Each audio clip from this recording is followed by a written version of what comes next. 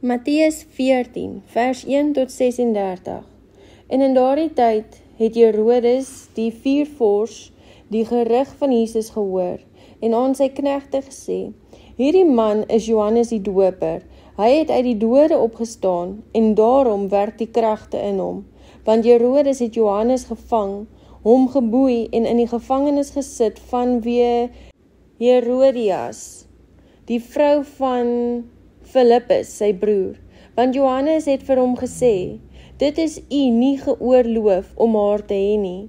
En hoewel hy hom wou doodmaak, het hy die skare gevrees, omdat hulle hom vir 'n profeet gehou het. Maar by die viering van die verjaarsdag van Herodes, het die dogter van Herodias voor hulle gedans en Herodes behaag. Daarom het hy met 'n eed beloof om haar enigiets te gee wat sy wou vra. Toe sê sy, nadat sy deur haar moeder aangehins was, gee my hier op die skottel die hoof van Johannes die Doper. En die koning het treurig geword, maar ter wille van die eed en die feesgenote het hy beveel dat dit gegee moes word. En hy het gestuur en Johannes in die gevangenis onthoof. Sy hoof is toe op 'n skottel gebring en aan die meisie gegee, en sy het dit aan haar moeder gebring. En sy disippels het gekom en sy liggaam weggeneem en dit begrawe. En hulle het gegaan en dit aan Jesus vertel. En toe Jesus dit hoor, het hy daarvandaan in 'n skei vertrek na 'n verlate plek alleen. En die skare het dit gehoor en hom van die stede af te voet gevolg. En toe Jesus uitgaan, het hy 'n groot skare gesien en innige jammer vir hulle gevoel, en hy het hulle siektes gesond gemaak. En toe dit aand geword het, kom sy disippels na hom toe en sê, die plek is verlate en dit is al oor die tyd, stuur die skare weg, sodat hulle na die dorpe kan gaan en vir hulle voedsel koop.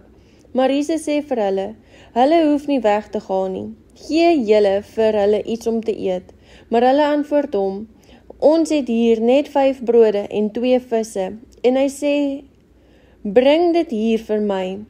Toe gee hy die skare bevel om op die gras te gaan sit, en hy neem die 5 brode en die 2 visse, kyk op na die hemel en dank. En nadat hy die brode gebreek het, gee hy dit aan die disippels en die disippels aan die skare, en almal het geëet en versadig geword, en hulle het die oorskot van die brokstukke opgetel, 12 mandjies vol, en dit was omtrent 5000 manne wat geëet het, buiten die vroue en kinders. En Jesus het dadelik sy disippels gedwing om in die skei te gaan en voor hom uit te vaar na die oorkant, terwyl hy die skare wegstuur.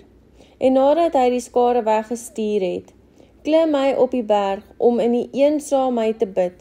En toe dit aand geword het, was hy daar alleen, en die skei was al in die middel van die see, getuister deur die golwe, want die wind was teen hulle. Maar in die 4de nagwaak het Jesus na hulle gekom, al wandelende op die see. En toe die disippels hom op die see sien loop, word hulle ontsteld en sê, dit is 'n spook, en hulle het geskree van vrees. Maar Jesus het dadelik met hulle gespreek en gesê, hou goeie moed, dit is ek, moenie vrees nie. En Petrus antwoord hom en sê, Here, as dit u is, beveel my om op die water na u te kom. En hy sê, kom. Petrus klim toe van die skei af en loop op die water om na Jesus te gaan. Maar toe hy die sterk wind sien, het hy bang geword, en toe hy begin sink, roep hy uit en sê, Here, red my. En Jesus het dadelik sy hand uitgesteek en hom gegryp en vir hom gesê, klein gelowige, waarom het jy getwyfel? Daarom klim hulle in die skei en die wind het gaan lê. Toe kom die wat in die skei was en val voor hom neer en sê, waarlik, u is die seun van God. En hulle het oorgevaar en in die land Genesaret gekom. En die manne van daardie plek het hom herken en in daardie hele omtrek uitgestuur en almal wat ongesteld was na hom gebring. En hulle het hom gesmeek dat hulle net maar die soem van sy kleed mag aanraak en almal wat dit aangeraak het gesond geword.